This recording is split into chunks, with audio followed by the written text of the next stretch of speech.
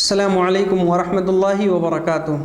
अल्हम्दुलिल्लाहि रब्बिल आलमीन वस्सलातु वस्सलामु अला सय्यिदिल मुरसलीन व अला आलिहि व अस्हाबिहि अजमईन व मन तबिअहुम बि इहसान इला यौमिद्दीन, अम्मा बाद। मेरे तमाम दीनी और इस्लामी भाइयों, हम एक आदर्श मुस्लिम कैसे हो सकते हैं, इस बारे में हम बातें कर रहे हैं और हम तीसरे चरण में हैं, तीसरे मरहले में हैं, जिसमें हम अपने वालिदैन अर्थात माता पिता, अपने माँ बाप के हक़ और अधिकार के बारे में कुछ बातें सीख रहे हैं। तो आज हमारा ये माँ बाप के हक़ के एतबार से चौथा पाठ और हमारे इस सिलसिलावार दर्स के एतबार से 25वां पाठ है, जिसमें हम माँ बाप के कुछ और हक़ और अधिकार के बारे में जानेंगे। इसमें सर्वप्रथम माँ का अधिकार हमारे ऊपर ज़्यादा है। माँ हमारे लिए बहुत ज़्यादा दुख और पीड़ा सहती है और साथ ही साथ बाप का भी हमारे ऊपर बहुत हक़ और अधिकार है।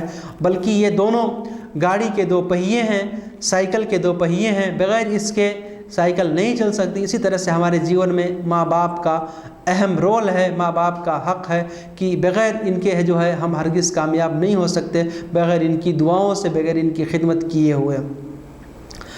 अल्लाह के रसूल सल्लल्लाहु अलैहि वसल्लम ने इरशाद फरमाया, सबसे पहले माँ का हमारे ऊपर क्या हक़ और अधिकार है ये जानेंगे, फिर उसके बाद से बाप का हमारे ऊपर क्या क्या हक़ और अधिकार है, ये सारी बातें इंशाअल्लाह हम सीखेंगे।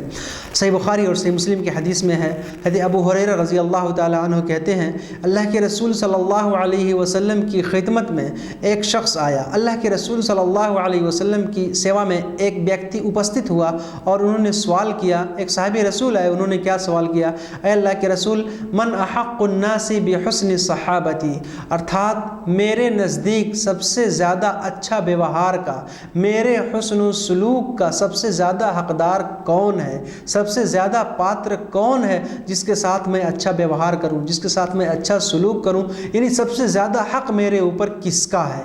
अल्लाह के रसूल सल्लल्लाहु अलैहि वसल्लम ने बयान फरमाया, उम्मुका, तुम्हारी माँ। उन्होंने फिर सवाल किया कि फिर माँ के बाद फिर किसका हक़ और अधिकार है। अल्लाह के रसूल सल्लल्लाहु अलैहि वसल्लम ने फरमाया, उम्मुका, तुम्हारी माँ। उन्होंने फिर तीसरी बार यही सवाल दोहराया, यही प्रश्न किया कि माँ के बाद फिर सुम्मा मन, फिर किसका हक़ और अधिकार है, फिर किसके साथ मैं अच्छा व्यवहार करूँ, अच्छा सलूक करूँ, मेरे हक़ और अधिकार, यानी अच्छा व्यवहार करने का हक़ किनको मिलता है। अल्लाह के रसूल सल्लल्लाहु अलैहि वसल्लम ने फिर फरमाया, उम्मुका, 3 बार फरमाया, उम्मुका उम्मुका उम्मुका, तुम्हारी माँ, तुम्हारी माँ, तुम्हारी माँ। उन्होंने फिर यही सवाल दोहराया कि सुम्मा मन, फिर कौन। अल्लाह के रसूल सल्लल्लाहु अलैहि वसल्लम ने चौथी बार फरमाया, सुम्मा अबूका, अर्थात फिर तुम्हारा बाप, फिर तुम्हारा पिता, फादर। पता क्या चला कि अल्लाह के रसूल सल्लल्लाहु अलैहि वसल्लम ने 3 बार माँ के अधिकार को बयान फरमाया और चौथी बार जो है बाप के अधिकार, यानी चौथी बार जो है बाप का हिस्सा आता है। चौथे मरहले में, चौथे मरतबे में बाप का हिस्सा आता है, बाप का हक़ आता है। मेरे भाइयों, सही बुखारी और सही मुस्लिम के अंदर ये हदीस मौजूद है। क्या आपने कभी इस हदीस पर गौर किया? अल्लाह के रसूल सल्लल्लाहु अलैहि वसल्लम ने माँ को 3 बार क्यों कहा?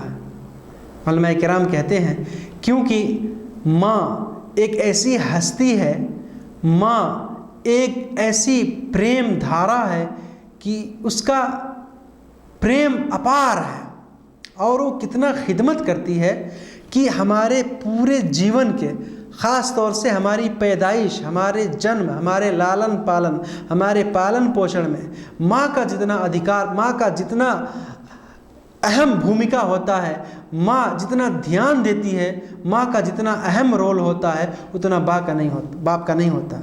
माँ कितना ख़ास हक़ हमें देती है हमारे पालन पोषण के लिए और हमें बड़ा करने के लिए। मेरे भाइयों, ख़ास तौर से 3 मरहले ऐसे आते हैं, 3 चरण ऐसे आते हैं कि सिर्फ माँ उसमें सहभागी रहती है, सिर्फ माँ इस दुख को, इस पीड़ा को, इस कष्ट को सहन करती है। बाप भी इसमें शामिल नहीं होता, बाप भी शामिल नहीं होता। अगरचे बाप दवाई ला के देता है, हेर विचार करता है, उपचार करवाता है, इलाज करवाता है, लेकिन ये 3 मरहले कौन कौन से हैं जिसमें बाप भी शामिल नहीं होता माँ के साथ में, हमारी पैदाइश में, हमारे लालन पालन में। उसमें से पहला मरहला जो है मेरे भाई, वो गर्भ का मरहला, हमल का मरहला है। माँ 9 महीने तक अपने पेट में लेके घूमती है, 9 महीने तक ये बोझ उठा के रखती है, दुख तकलीफ़ उसको इस बीच होती है, उल्टियाँ भी करती है, तरह तरह की परेशानियाँ झेलती है। बाप जो है दवाई, उपचार, इलाज तो कराएगा, लेकिन उस दुख और पीड़ा में बाप शामिल नहीं होता है। 9 महीने तक माँ पेट में अपने बच्चे को लेके रहती है, बाप इसमें शामिल नहीं होता। दूसरे नंबर पे पैदाइश के टाइम में, बच्चे को जन्म देने के टाइम में जो पीड़ा माँ को होती है, जब हम इस संसारिक जीवन में आते हैं मेरे भाइयों, माँ उस वक़्त मौत और हयात, ज़िंदगी और मृत्यु, जीवन और मृत्यु के बीच में होती है। उसको कितना पीड़ा होती है। अगर हम पूरी ज़िंदगी माँ की सेवा में लगा देंगे फिर भी हम वो हक़ अदा नहीं कर पाएंगे जो माँ हमें जन्म देने के टाइम में जो तकलीफ़ बर्दाश्त करती है। मेरे भाइयों, ये दूसरा मरहला। बाप साथ में रहता है, डॉक्टर वगैरह बुला के लाता है, लेकिन उस पीड़ा को कौन सहन करता है? माँ सहन करती है। इसी तरह से तीसरे नंबर पे 2 साल तक हम अपनी माँ का दूध पीते हैं। 2 सालों तक लगातार माँ हमें दूध पिलाती है, हमें सब कुछ, हमारे अंदर तो कोई शक्ति नहीं है, हम एकदम दुर्बल और कमज़ोर हैं, अपनी हरकत भी नहीं कर सकते, सिर्फ रोना आता है। माँ हमारे इशारे को, हमारे संकेत को समझती है और इस तरह से जो है हमें हमें पालन पोषण करती है, हमारी परवरिश करती है और हमें इस लायक बना देती है कि हम संसार में चलने के लायक, जीने और खाने के लायक हो जाते हैं। तो ये 3 मरहले ख़ास तौर से ऐसे हैं। नंबर 1 हमल यानी गर्भ का मरहला, दूसरे नंबर पर बच्चे की पैदाइश का जो वक्त होता है और तीसरे नंबर पर ये दूध पिलाने का जो पीरियड है। ये 3 मरहले सिर्फ माँ बर्दाश्त करती है, बाप भी इसमें शामिल नहीं होता। अल्लाह के रसूल सल्लल्लाहु अलैहि वसल्लम ने 3 मरतबा माँ का नाम लिया कि माँ का अधिकार तुम्हारे ऊपर है। चौथी मरतबे में फरमाया तुम अब्बू का, फिर तुम्हारा बाप। तो मेरे भाइयों, हमें माँ के अधिकार को समझना चाहिए और माँ के अधिकार के साथ साथ बाप के अधिकार को भी समझने की कोशिश करनी चाहिए। तिरमिज़ी की एक दूसरी हदीस में है, अल्लाह के रसूल सल्लल्लाहु अलैहि वसल्लम के पास एक सहाबी आए। उन्होंने कहा, अल्लाह के रसूल मुझे बहुत बड़ा गुनाह हो गया, मुझसे बहुत भयंकर पाप हो गया है, क्या मेरे लिए तौबा है? मैं तौबा कैसे करूं? मैं पश्चाताप प्रायश्चित कैसे करूं? अल्लाह के रसूल सल्लल्लाहु अलैहि वसल्लम ने फरमाया, क्या तुम्हारी माँ ज़िंदा है? उन्होंने कहा नहीं। फरमाया, क्या तुम्हारी खाला इस संसार में जीवित है? फरमाया हाँ। कहा जाओ उनके साथ हुस्न सलूक करो, उनके साथ अच्छा बर्ताव करो, उनके साथ नेकी करो। क्यों? क्योंकि इससे तुम्हारे गुनाह माफ़ होंगे, इससे तुम अपने पापों का प्रायश्चित कर सकोगे। उनके साथ अच्छा सलूक करो, उनकी सेवा करो, उनकी खिदमत करो, तुम्हारे गुनाह माफ़ हो जाएंगे। पता क्या चला कि माँ की खिदमत करने से, माँ का सेवा करने से, उनके साथ अच्छा व्यवहार करने से अल्लाह ताला गुनाहों को भी माफ़ करता है। अल अदबुल मुफरद के अंदर एक रिवायत मिलती है, ये एक असर है। हज़रत अब्दुल्ला इब्न अब्बास रज़ी अल्लाह ताला अन्हु की खिदमत में, हज़रत अब्दुल्ला इब्न अब्बास रज़ी अल्लाह अन्हुमा की खिदमत में एक आदमी आया। उन्होंने भी यही सवाल किया। कहा अल्लाह के हज़रत अब्दुल्ला इब्न अब्बास रज़ी अल्लाह अन्हुमा से पूछा, क्या पूछा? कि मैंने एक औरत को पैगाम दिया था शादी के लिए, मैंने उससे कहा था, उसने मुझसे शादी ना करके किसी और से शादी कर ली, उसने किसी और से विवाह कर लिया। मुझे बहुत गुस्सा आया, मैं क्रोधित हुआ और मैंने उस महिला की हत्या कर दी, मैंने उसको कत्ल कर दिया। क्या मेरे लिए तौबा है? हज़रत अब्दुल्ला इब्न अब्बास रज़ी अल्लाह अन्हुमा ने भी यही बात उससे पूछी कि क्या तुम्हारी माँ ज़िंदा है? उन्होंने कहा नहीं। फरमाया फिर जाओ अल्लाह से खूब तौबा और इस्तिग़फ़ार करो, खूब प्रायश्चित और पश्चाताप करो, खूब प्रार्थना करो, अल्लाह से खूब ज़्यादा तौबा और इस्तिग़फ़ार करो। हज़रत अता इब्न यसार रहमतुल्लाह अलैह वहीं पर बैठे हुए थे, उन्होंने ये सारी बातें सुनी। तो जब वो शख्स चला गया तो इन्होंने पूछा, अता इब्न यसार रहमतुल्लाह अलैह ने पूछा कि आपने उनकी माँ के बारे में क्यों पूछा? वो तो अपने पापों का प्रायश्चित करना चाहते थे, तो आपने उनकी माँ के बारे में क्यों पूछा? हज़रत अब्दुल्ला इब्न अब्बास रज़ी अल्लाह अन्हुमा ने फरमाया कि माँ की सेवा, माँ के साथ हुस्न सलूक करना, माँ की खिदमत करके अपने गुनाहों को बख्शवाने से बेहतर अमल में कोई नहीं जानता। क्या पता चला कि माँ की खिदमत करने से हमारे गुनाह माफ़ होता है और ये बहुत ही बेहतरीन, बहुत ही अफजल और उत्तम साधन और माध्यम है हमारे गुनाहों को माफ़ करने के लिए। माँ दुआ करेगी, हम कामयाब होंगे। माँ हमारे लिए दुआ करेगी, हमारे गुनाह भी माफ़ होंगे। माँ हमारे लिए दुआ करेगी, हम उसकी खिदमत करेंगे तो मेरे भाइयों हम सफल हो जाएंगे, हम हर तरह से कामयाब हो जाएंगे। और अगर माँ ने बद्दुआ दे दिया तो हम बर्बाद हो जाएंगे। तो हमें इस बात पर ध्यान देनी चाहिए। मेरे भाइयों, सिर्फ इतना ही नहीं, माँ का कितना हक़ और अधिकार है, ऐसा कि हम सब जानते हैं कि माँ के कदमों के नीचे जन्नत है। अल जन्नतु तहत अक़दामिल उम्महात, आप लोग सुने होंगे, लेकिन ये हदीस ज़ईफ़ है, ये हदीस ज़ईफ़ है। लेकिन मैं दूसरी हदीस मैं आपको बताता हूँ, नसई की रिवायत और बिल्कुल सही रिवायत है, जिससे हमें पता चलता है कि अल्लाह ताला ने माँ के चरणों के नीचे, माँ के कदमों के नीचे अल्लाह ने जन्नत छुपा के रखी है। अर्थात माँ की सेवा करेंगे हम जन्नत के हक़दार बन जाएंगे, स्वर्ग के हक़दार बन जाएंगे, और माँ की खिदमत नहीं करेंगे तो फिर हम बर्बाद हो जाएंगे। जाहिमा रज़ी अल्लाह ताला अन्हु, हज़रत जाहिमा एक सहाबी रसूल हैं, रसूल अकरम सल्लल्लाहु अलैहि वसल्लम की खिदमत में आए। रसूल अकरम सल्लल्लाहु अलैहि वसल्लम की सेवा में उपस्थित होकर उन्होंने कहा, अल्लाह के रसूल, उरीदु अन अग़ज़ुवा व क़द जिअतु अस्तशीरुका, मैं अल्लाह के मार्ग में जिहाद करना चाहता हूँ, मैं अल्लाह के मार्ग में लड़ने के लिए जाना चाहता हूँ, मैं धर्म युद्ध करना चाहता हूँ, और मैं आपके पास आया हूँ कुछ परामर्श लेने के लिए, मशवरा लेने के लिए, अनुमति लेने के लिए। अल्लाह के रसूल सल्लल्लाहु अलैहि वसल्लम ने पूछा कि हल लक मिन क्या तुम्हारी माँ जीवित है? कहा हाँ। कहा फलज़महा, उनको लाजिम पकड़ो, फ़इन्नल जन्नता तहत रिजलैहा, क्योंकि जन्नत तो उनके चरणों के नीचे है, जन्नत तो उनके कदमों के नीचे है। अल्लाह ताला ने जन्नत उनके चरणों के नीचे रख दिया है। पता क्या चला कि सहाबी रसूल की ख्वाहिश थी कि अल्लाह के मार्ग में जाएंगे, जिहाद करेंगे, लड़ाई करेंगे और फिर शहीद हो जाएंगे, जन्नत मिल जाएगी। अल्लाह के रसूल ने क्या फरमाया कि अगर जन्नत की ख्वाहिश है तो जिहाद में अपने प्राण की बाजी लगाने की ज़रूरत नहीं है, माँ की खिदमत करो, माँ की सेवा करो, तुम्हें जन्नत मिल जाएगी। पता क्या चला कि माँ बाप की खिदमत हमारे लिए बहुत ज़रूरी है, बहुत ज़रूरी है मेरे भाई। इसी वजह से हमको इस पर ध्यान देना चाहिए। अल्लाह ताला ने माँ के चरणों के नीचे जन्नत रखा है, हमें इसे हासिल करने की कोशिश करनी चाहिए। जन्नत हमको कैसे मिलेगी? क्या माँ के पैरों के नीचे खोदेंगे जन्नत मिल जाएगी? नहीं, खिदमत करने से, उनकी सेवा करने से, उनके साथ हुस्न सलूक करने से, उनके साथ अच्छा व्यवहार करने से, नम्रता पूर्वक सद्भावपूर्ण व्यवहार करने से हमको जन्नत मिलेगी। मेरे भाइयों, बातें तो बहुत सारी हैं, लेकिन मैं मुख्तसर में बयान कर रहा हूँ माँ की अहमियत क्या है, माँ की फजीलत क्या है और माँ का हक़ और अधिकार, इस बारे में हमने थोड़ी बातें सीख ली। अब आइए थोड़ा सा जान लेते हैं कि माँ के साथ साथ बाप की भी खिदमत हमें करनी चाहिए। बाप भी हमारे लिए बड़े अहम होते हैं। जैसे कि मैंने बताया कि ये गाड़ी के दो पहिए होते हैं।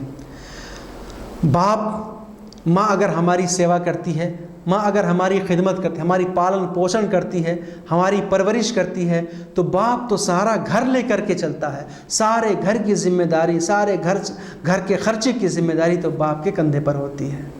बाप पूरे घर को लेकर चलता है। इसी वजह से बाप का भी हमें ध्यान देना पड़ेगा। बल्कि अल्लाह के रसूल सल्लल्लाहु अलैहि वसल्लम ने फरमाया कि रिदा रब्ब फ़ी रिदल वालिद व सख्तुर रब्ब फ़ी सख्तिल वालिद, कि बाप की रज़ामंदी अल्लाह की रज़ामंदी है। अगर बाप खुश है तो अल्लाह खुश है, और अगर बाप नाराज़ है तो अल्लाह भी नाराज़ है। पता क्या चला कि बाप की प्रसन्नता में अल्लाह की प्रसन्नता, अल्लाह की खुशी है। और बाप अगर क्रोधित हैं, बाप अगर एंग्री हो गए, बाप अगर हमसे गुस्सा हो गए, तो मेरे भाइयों अल्लाह ताला भी हमसे गुस्सा हो जाएगा, अल्लाह ताला भी हमसे नाराज़ हो जाएगा। पता क्या चला कि हमें बाप को खुश रखना चाहिए, माँ के साथ साथ बाप को भी खुश रहना चाहिए। बल्कि एक दूसरी हदीस के अंदर, तिरमिज़ी की रिवायत में, रसूल अकरम सल्लल्लाहु अलैहि वसल्लम ने इरशाद फरमाया कि अल वालिदु औसतु अबवाबिल जन्नह, कि बाप तो जन्नत का बीच वाला दरवाज़ा है। जो मध्य भाग में जो दरवाज़ा जन्नत का है वो तो बाप है, यानी बाप जन्नत का बीच का दरवाज़ा है। हमें क्या पता चला कि अगर माँ के कदमों के नीचे जन्नत है, अगर अल्लाह ताला ने माँ के चरणों के नीचे जन्नत रख दिया है, तो अल्लाह ताला ने बाप को जन्नत का दरवाज़ा बनाया है कि अगर दरवाज़ा नहीं खुलेगा तो हम जन्नत में प्रवेश कैसे करेंगे, जन्नत में दाखिल कैसे होंगे। पता क्या चला कि बाप की भी सेवा, बाप की भी खिदमत हमारे लिए ज़रूरी है। अल्लाह के रसूल सल्लल्लाहु अलैहि वसल्लम ने फरमाया, तुम में से जो चाहे अपने इस दरवाज़े को सलामत रखे, बाकी रखे, और जिसे चाहे उस दरवाज़े को तोड़ दे, बर्बाद कर दे, बेकार कर दे। पता क्या चला कि बाप के साथ भी हमें हुस्न सलूक करना चाहिए। मेरे भाइयों, माँ और बाप दोनों हमारे लिए बड़ी अहम हैं, और इनकी सेवा, इनके साथ अच्छा व्यवहार हमारे ऊपर वाजिब और ज़रूरी है, हमेशा हम करते रहें, है ना। किसी शायर ने क्या कहा कि माँ बाप इस जहां में सबसे बड़ी है दौलत, सच पूछिए तो ये हैं दोनों खुदा की रहमत। माँ बाप की मोहब्बत मिलती है कब जहां में, हमको इन्होंने पाला तो हम बड़े हुए हैं, हमको दिया सहारा तो हम खड़े हुए हैं। ये पूरी एक नज़्म है, बहुत लंबी नज़्म है, मैं मुख्तसर में सुना रहा हूँ। इसके बीच में है और आगे इल्म हुनर सलीक़ा सब कुछ हमें सिखाया, मर्ज़ी पे रब के चलना किस प्यार से बताया। यानी माँ बाप की महिमा जो है अपरंपार होती है, माँ बाप की मोहब्बत निस्वार्थ निश्चल होती है, इसमें कोई नहीं, बस अल्लाह ताला ने हमारे लिए रखा है और माँ बाप हमारी सेवा करके हमें इस लायक बना देते हैं। मेरे भाइयों, आज का मामला क्या है, हम देखते हैं, हम इतनी सारी बातें सुनते हैं, फिर भी हमारे माँ बाप रोते हैं, बिलखते हैं, गिड़गिड़ाते हैं। उनको शिकायत है अपने बेटों से कि मेरा बेटा मेरी बात नहीं मानता, मेरे ऊपर अत्याचार करता, मुझे गालियाँ देता। ऐसा क्यों होता है? खुसूसन जब एक लड़का बड़ा हो जाता है, कुछ धनवान हो जाता है और जब उसकी शादी हो जाती है, मेरे भाइयों, शादी होने के बाद जब बीवी आती है तो ऐसा मसाला बहुत ज़्यादा हो जाता है। इसी वजह से इस्लाम धर्म ने और ज़ोर दिया कि जब माँ बाप बूढ़े हो जाएं तो उनका खूब ज़्यादा से ज़्यादा ध्यान दो। मेरे भाइयों, जो बीवियाँ घर में आती हैं, जो एक बीवी बन के, एक बहू बन के औरत घर में आती है, उसे भी ध्यान देना चाहिए कि अपने माँ बाप और जो उसके शौहर के माँ बाप हैं, खुसूसन उनका उस शौहर के ऊपर क्या हक़ और अधिकार है, उसको वो भी समझने की कोशिश करें। अगर नहीं समझेंगे तो हम बर्बाद हो जाएंगे। जैसा कि मैंने अपने पिछले के कुछ दरसों में मैंने बताया कि माँ बाप की आज्ञा ना मानना, उनकी नाफरमानी करना, ये कितना बड़ा पाप, कितना बड़ा गुनाह है और हम इससे कैसे बर्बाद हो जाएंगे। तो पता क्या चला कि हमें इस बात पर ध्यान देना चाहिए। खुसूसन जब शादी होने के बाद औरतें घर में आती हैं, वो भी ध्यान दें, सब लोग ध्यान दें। मेरे भाइयों, औरतों को मैं समझाना चाहूँगा कि वो कहती हैं कि ये मेरे पति हैं, ये मेरे शौहर हैं। मेरे भाइयों, आपके शौहर के लायक, आपके शौहर को आपके लायक, आपके पति को आपके लायक किसने बनाया कि वो आपको कमा के खिला रहा है, आपकी हेर विचार कर रहा है, आपकी हर ज़रूरत को पूरी कर रहा है? उसको बनाने वाले कौन? उसके माता पिता हैं। अगर उसकी पालन पोषण नहीं किए होते, अगर उसकी परवरिश उन्होंने नहीं की होती तो आज वह कैसे ऐसा बन सकता था? इसी वजह से आपके पति होने से पहले, आपके शौहर होने से पहले वो किसी का बेटा है और उनका जो उसके माँ बाप हैं उसके ऊपर उनका हक़ और अधिकार है। आप भी उसको समझें, सब लोग उसको समझें और इसको पूरा करने की कोशिश करें। मेरे भाइयों, बहुत ज़रूरी है। खुसूसन जब बच्चे जवान हो जाते हैं तो माँ बाप को दूर कर देते हैं। मेरे भाइयों, ऐसा हरगिज़ नहीं चाहिए। किसी ने कहा था, एक लड़की ने कहा कि अगर मैं लड़का होती तो कोई भी वृद्धा आश्रम नहीं होता इस पूरे संसार में। उसके शौहर ने कहा कि अगर यही बात तुम समझ जाओ और इस घर में अगर सही से रहने लगो तो फिर भी वृद्धाश्रम नहीं होगा। क्योंकि वृद्धाश्रम जो होता है, जो आश्रम बनते हैं बूढ़े लोगों के रहने के लिए, वो क्यों होते हैं? घर में बीवी आने के बाद झगड़े शुरू हो जाते हैं और बहुत फसादात होते हैं, जिसकी वजह से मजबूर लोग हो जाया करते हैं। मेरे भाइयों, सबको ध्यान देना चाहिए और सबको अपना हक़ और अधिकार पूरना चाहिए। माँ बाप भी अपना हक़ और अधिकार पूरा करने की कोशिश करें। घर के अंदर बीवी है, वो भी अपना हक़ अधिकार पूरा करने की कोशिश करें। अपने शौहर की खुशी तलाश करने की कोशिश करें और उसके ऊपर जो अपने उसके माँ बाप के हक़ और अधिकार हैं उसको भी पूरा करने की कोशिश करें। बल्कि इब्न माजा की एक सही रिवायत, अल्लाह के रसूल सल्लल्लाहु अलैहि वसल्लम के पास एक शख्स आया। उन्होंने कहा, अल्लाह के रसूल, मेरे बाप हैं, वो मेरा माल लेना चाहते हैं। मेरे पास माल दौलत बहुत ज़्यादा है, वो मेरे माल से कुछ लेना चाहते हैं, वो इधर उधर करना चाहते हैं। अल्लाह के रसूल सल्लल्लाहु अलैहि वसल्लम ने ताकीद करते हुए फरमाया कि अंत व मालुका लियबीका, तुम क्या समझते हो, तुम्हारा माल और बजाते खुद तुम अपने वालिद को हो, अपने बाप के हो। पता क्या चला कि तुम भी अपने वालिद के हो, तुम भी अपने बाप के हो और तुम्हारा माल भी तुम्हारे बाप का है। तुम्हारा माल, जो तुम्हारी ये दौलत है, ये भी तुम्हारे बाप की है। पता क्या चला कि जो हमारा माल और दौलत है उसमें हमारे माँ बाप का भी हक़ और अधिकार है, क्योंकि हमको उन्होंने ही इस लायक बनाया। बहरहाल बातें तो बहुत सारी हैं, बस हम कोशिश ये करें कि अपने माँ बाप के हक़ और अधिकार को पूरा करने की कोशिश करें। इंशाअल्लाह कल जो मेरा पाठ होगा इसमें इंशाअल्लाह हम कुछ दूसरी बातों के साथ हाजिर होंगे। मेरे भाइयों, आप ज़रूर इन दर्सों को सुनें और दूसरे भाइयों तक भी पहुँचाएँ। और आज के इस माहौल में जो माँ बाप रोते हैं, बिलखते हैं या परेशानी है, उनको तकलीफ़ है, शिकायत है, हम उस शिकायत को दूर करने की कोशिश करें ताकि एक अच्छा समाज बन सके, एक अच्छा माहौल बन सके और हम खुशहाल रह सकें। अल्लाह ताला हम सबको नेक अमल की तौफ़ीक़ अता फ़रमाए। आमीन। वस्सलामु अलैकुम व रहमतुल्लाहि व बरकातुहू।